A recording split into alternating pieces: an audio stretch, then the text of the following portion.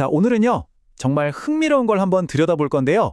바로 오리진 이터널 프로토콜입니다. 이게 뭐냐면 말 그대로 스스로 완벽하게 돌아가는 금융 생태계, 이걸 목표로 살게 된 시스템이에요. 한번 생각해 볼까요?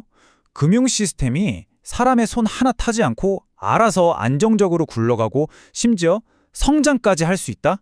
이게 과연 가능한 일일까요? 오늘 저희가 바로 이 질문에 대한 답을 한번 찾아보려고 합니다. 그러니까 오리진은요, 그냥 하나의 프로젝트 이렇게 생각하시면 안 돼요. 이건 마치 안정성, 프라이버시, 성장, 이 모든 걸 위해서 아주 정교하게 만들어진 부품들이 서로 착착 맞물려서 돌아가는 거대한 경제 기계라고 보는 게 맞습니다. 네, 바로 이 숫자 7, 이게 핵심입니다. 그래서 이 프로토콜을 셉텟 아키텍처, 우리말로 하면 칠중주 구조라고 부르거든요. 진짜 오케스트라의 칠중주처럼 7개의 파트가 각자 자기 역할을 하면서 완벽한 하모니를 만들어내는 거죠. 여기서 하나라도 빠지면 이 시스템은 제대로 돌아가지 않아요. 자, 그럼 이 엄청나게 정교한 기계가 대체 뭘 하려는 걸까요? 목표는 딱 하나입니다. 바로 자율경제를 만드는 거예요. 이걸 위해서 크게 3가지가 필요한데, 첫째는 안정적인 화폐, 그러니까 교환 수단을 만드는 거고요. 둘째는 사용자들의 프라이버시를 완벽하게 지켜주는 것. 그리고 마지막으로 모두가 참여하고 싶게 만드는 지속 가능한 보상 시스템을 구축하는 것. 이 3가지가 바로 핵심 기둥입니다. 좋습니다. 그럼 이제 이 기계의 부품들을 하나씩 뜯어볼까요? 가장 먼저 심장부터 봐야겠죠? 어떤 경제든 튼튼한 심장이 있어야 돌아가잖아요. 오리진에서는 바로 재무부랑 안정성 메커니즘이 그 심장 역할을 톡톡히 합니다. 이 재무부라는 게 뭐냐면 말 그대로 이 프로토콜의 중앙은행이라고 생각하시면 딱 맞아요. 시스템의 모든 자산을 안전하게 보관하고 또 새로 찍어내는 모든 토큰이 진짜 자산을 바탕으로 한다는 걸 보증해주는 그야말로 경제의 심장부인 셈이죠. 자, 그럼 이 재무부가 구체적으로 뭘 하느냐? 가장 중요한 기능은 바로 이거예요. 자산을 계속 쌓아나가는 겁니다. 여기 보시는 것처럼 프로토콜이 채권을 팔거나 해서 USDT 같은 안정적인 자산을 벌어들이면 그게 전부 이 금고, 즉 재무부로 들어오는 거죠. 이게 왜 중요하냐면요. 이렇게 차곡차곡 쌓인 실물 자산이 이 경제 시스템 전체의 가치를 떠받치는 절대 흔들리지 않는 튼튼한 주춧돌이 되기 때문입니다. 와, 그리고 이건 진짜 똑똑한 기능인데요. 바로 판매 계약이라는 겁니다. 이걸 자동 온도 조절 장치에 비유하면 딱 맞아요. LGNS 토큰 가격이 1달러보다 비싸진다? 그럼 시스템이 알아서 새 토큰을 시장에 팔아서 공급을 늘리고 가격을 낮춥니다. 반대로 1달러보다 싸지면요? 재무부에 있던 돈으로 시장에서 토큰을 다시 사들여서 가격을 끌어올려요. 이 모든 게 사람의 개입 없이 100% 자동으로 이루어진다는 게 정말 대단하죠? 안정성을 지키는 장치가 또 있습니다. 바로 A토큰이라는 익명 스테이블 코인인데요. 이게 진짜 기가 막힙니다. 사용자가 자기가 가진 LGNS를 이 A토큰으로 바꾸잖아요? 그럼 2가지 놀라운 효과가 생겨요. 첫째, 내 거래 기록이 완벽하게 비밀이 됩니다. 영지식 증명이라는 기술 덕분인데요. 이건 뭐랄까, 내가 집 열쇠를 가지고 있다는 걸 열쇠를 직접 보여지지 않고도 증명하는 것과 같아요. 대단하죠? 그리고 둘째, 이 과정에서 시중에 돌아다니던 LGNS의 양이 줄어들게 되니까 자연스럽게 가격 안정에도 엄청난 도움이 됩니다. 프라이버시도 지키고 시스템 안정성도 높이고 정말 일석이조인 셈이죠. 자, 이렇게 시스템의 심장이 튼튼하고 안정적이라는 걸 확인했으니까 이제는 어떻게 성장하는지 봐야겠죠? 오리진은요, 프로토콜 소유 유동성이라는 아주 영리한 전략으로 스스로 돈을 벌고 또 금융적으로 독립해 나갑니다. 바로 이 말, 프로토콜 소유 유동성.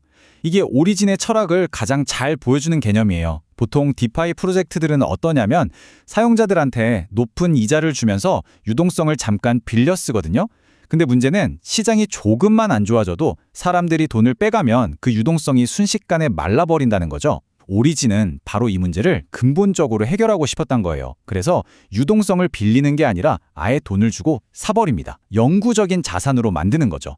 이건 단순히 단기적으로 성장하겠다는 게 아니라 영원히 흔들리지 않는 경제 시스템을 만들겠다는 아주 강력한 의지를 보여주는 겁니다. 자, 그럼 이 과정이 어떻게 이루어지는지 한번 볼까요? 정말 멋진 구조예요. 먼저 사용자인 제가 거래소에 유동성을 공급하고 그 증표로 LP 토큰이라는 걸 받아요. 그 다음에 이 LP 토큰을 오리진 프로토콜에 채권처럼 파는 겁니다. 그럼 프로토콜은 그 유동성을 영구적으로 소유하게 되고요. 저는 그 대가로 5일 뒤에 할인된 가격으로 LGNS 토큰을 보상으로 받는 거죠. 어때요? 프로토콜은 안정적인 자산을 얻어서 좋고 저는 싸게 토큰을 얻어서 좋고 서로 윈윈하는 구조인 거죠. 지금까지는 이 시스템이 내부적으로 어떻게 돌아가는지를 봤잖아요. 그럼 이제부터는 사용자들이 왜 이 생태계에 들어와서 활동하고 싶어 하는지, 즉 어떤 매력적인 보상 구조가 있는지를 한번 들여다보겠습니다. 가장 대표적인 게 바로 스테이킹이죠. 근데 여기서 진짜 특별한 건 리베이스라는 방식이에요. 보통 보상이라고 하면 내 지갑에 토큰 개수가 늘어나는 식이잖아요. 근데 리베이스는 그게 아니에요. 내가 가진 SLGNS, 그러니까 스테이킹 증표의 개수는 그대로인데 그 증표 하나하나의 가치가 시간이 지날수록 자동으로 올라가는 방식입니다. 이걸 어떻게 비유하면 좋을까요? 내가 금 한 조각을 가지고 있는데 시간이 지나니까 그 금 조각이 점점 더 커지는 느낌? 이라고 생각하시면 쉬울 것 같아요.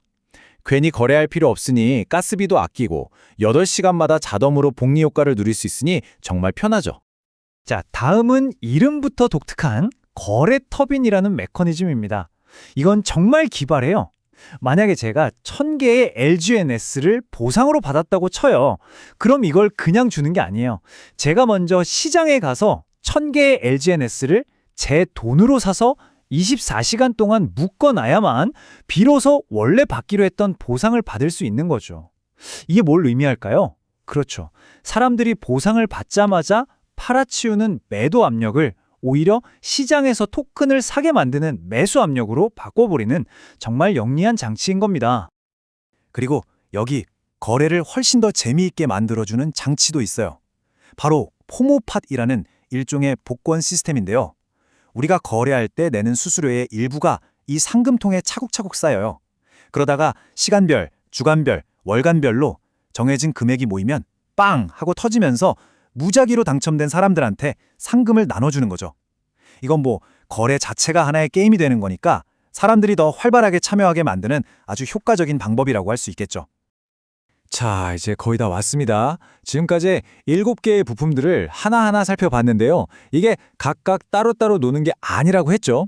이제 이 모든 것들이 어떻게 하나의 거대한 톱니바퀴처럼 맞물려서 스스로 돌아가는 경제 엔진을 만들어내는지 그 전체 그림을 한번 보겠습니다. 바로 이겁니다. 이 그림이 모든 걸 말해주죠. 재무부, 채권, 스테이킹, 이 7개의 부품들이 마치 거대한 플라이휠의 톱니바퀴처럼 서로를 계속 밀어주면서 돌아가는 거예요. 예를 들면 재무부가 시스템의 가치를 만들면 채권 시스템이 그 가치를 더 키워주고 판매 계약은 그 가치가 흔들리지 않게 꽉 잡아주죠.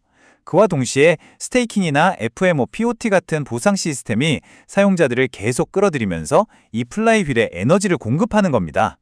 결국 누구도 멈출 수 없는 강력한 추진력을 얻게 되는 거죠. 자, 그럼 오늘 살펴본 내용의 핵심만 딱 전례해볼까요? 오리진 프로토콜의 혁신은 크게 4가지로 볼 수 있습니다. 첫째, 유동성을 빌리는 게 아니라 직접 소유해서 만든 아주 튼튼하고 지속 가능한 재무 구조. 둘째, 시장 상황에 알아서 반응하면서 가격을 지키는 동적 안정성. 셋째, 프라이버시 보호와 시스템 안정. 2마리 토끼를 다 잡은 똑똑한 익명 스테이블 코인. 그리고 마지막으로 모든 참여자가 주인의식을 갖게 만드는 정교하고 다층적인 보상 시스템. 이 4가지가 핵심입니다.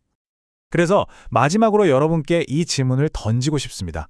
사람의 감정이나 실수 혹은 욕심 같은 것들이 배제된 채 오직 코드와 시스템만으로 스스로를 규제하고 성장해 나가는 이런 자율 경제 모델이 과연 우리가 알고 있는 금융의 미래가 될 수 있을까요? 한 번쯤 깊이 생각해 볼 만한 질문인 것 같습니다.